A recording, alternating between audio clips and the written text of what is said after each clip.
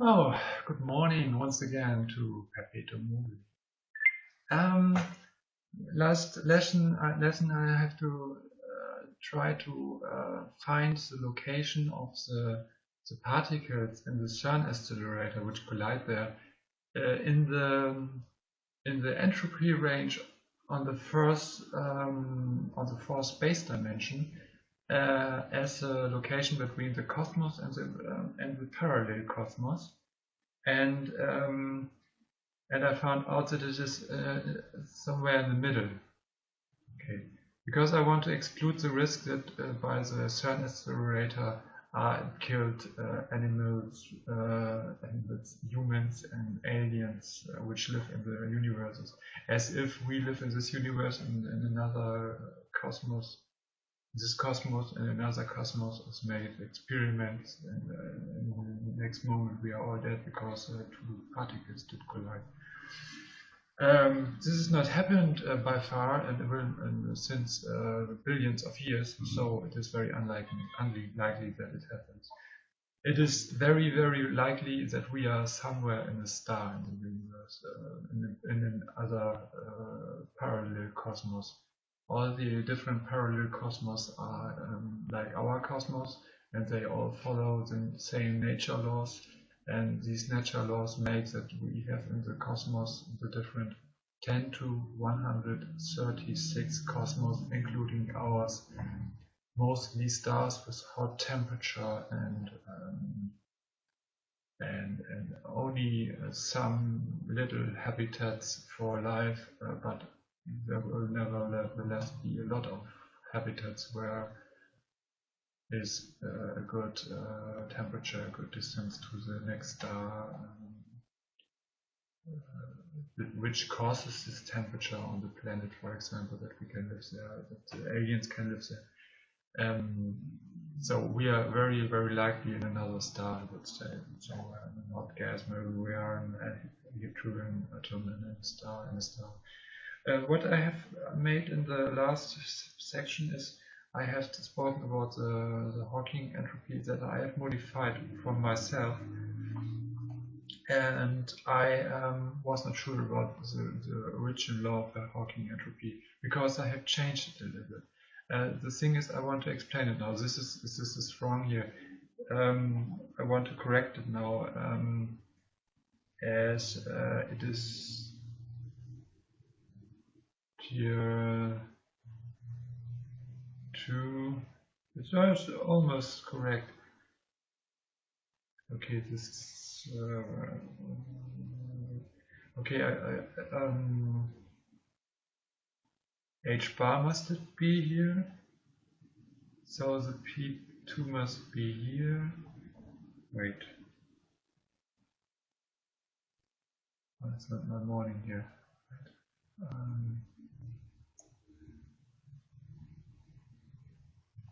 I write now the whole law once again because I changed it.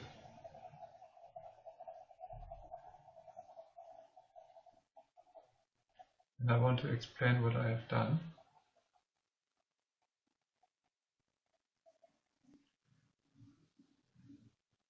Here, the original Hawking law is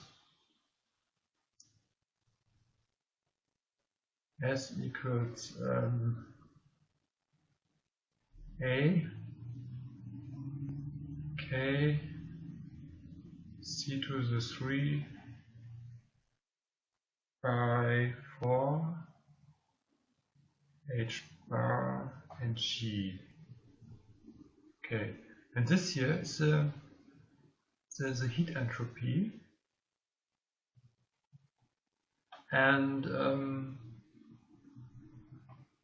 but this is not the whole entropy of the hyperspace that I have calculated here with these both boundary values here.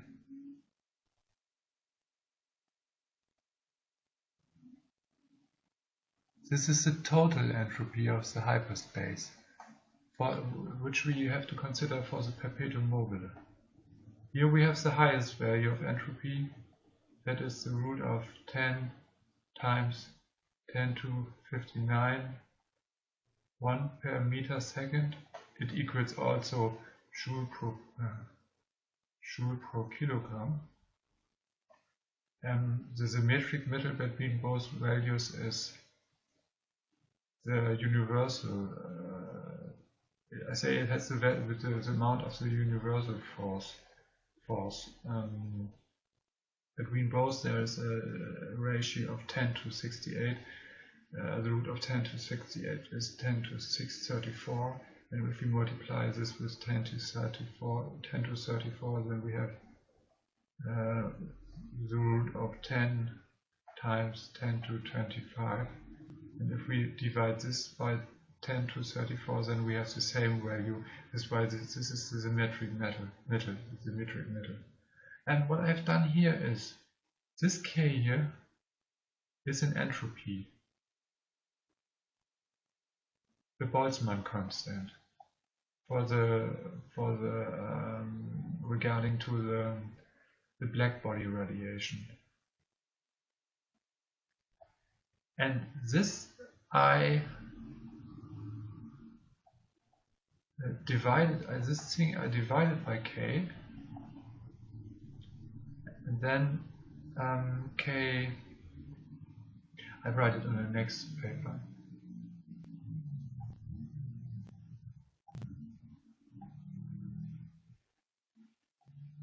Oh no, I will not do it. I make a little bit of chaos today. I do it here. I write now heat entropy times K, and this equals the letters here on the right side, and I replace the surface by energy, because energy equals surface for black holes, and then I have c to the 3 by h bar. I remove 2 pi because I speak here about the hyperspace, and I say it's h. I let the g here. The 4 I remove also because of the hyperspace. It has to do with the Fourier row, this number here, the mathematical basis. This number is 1, and with the zero magnetic factor, I already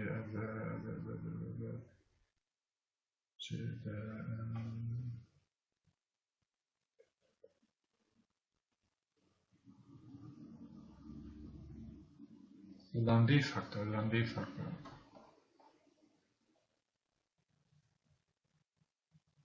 No, it's,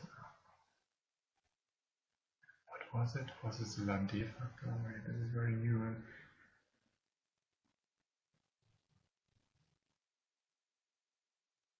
No, the zero magnetic relation. That's the number 2.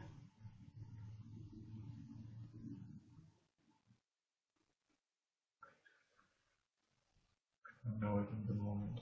Can't distinguish it. It doesn't matter.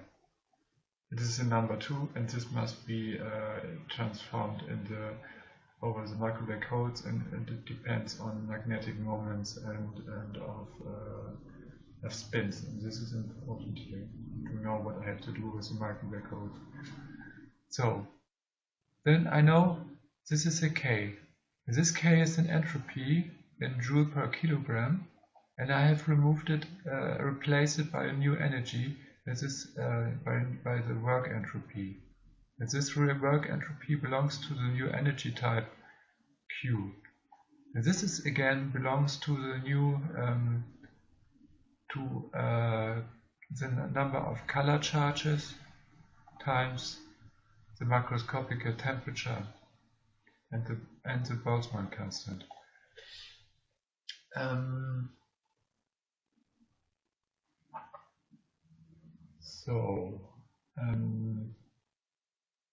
Okay, this is what I want to explain. Entropy. All these values here are entropy values. Okay, what can we say also to all these things here?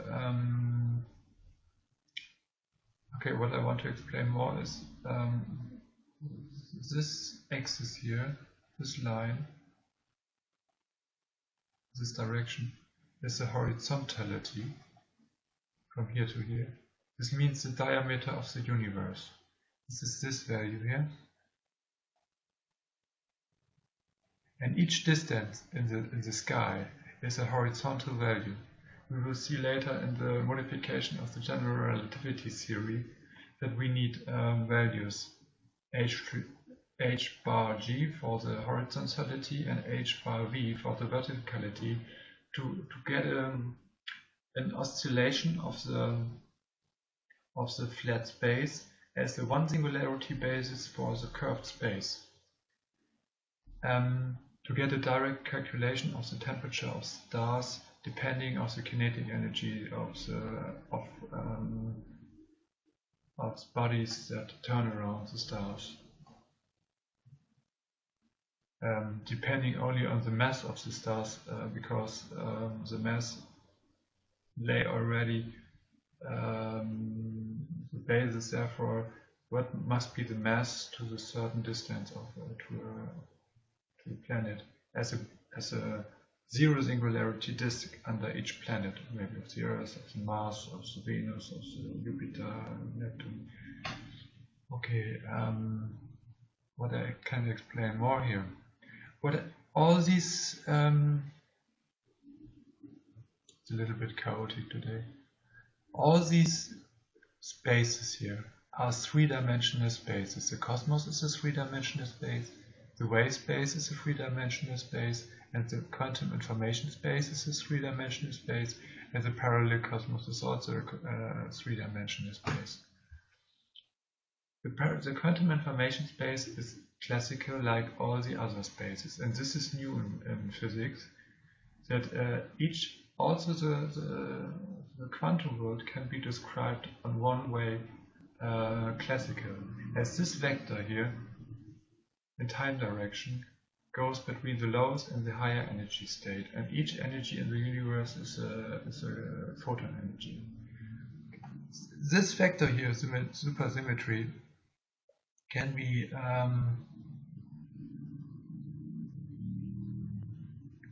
has also a wave function here, psi, and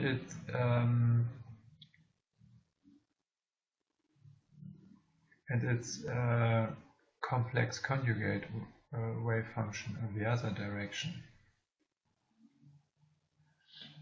And we have also these wave functions for the Cartesian and the Euclidean space. There's a transformation, a photon transformation between these spaces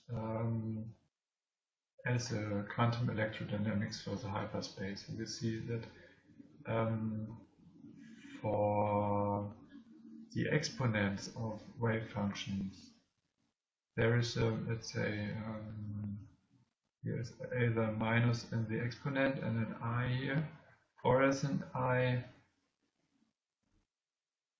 let's say, or there's maybe a minus sign before the E function and an I exponential, an imaginary number before. And if it is there or if it is there, it depends on chirality, helicity, and parity as a transformation between the hyperspace and the Lagrange structure. I will explain short what this means. Therefore, take now another letter for it. I don't have what I do.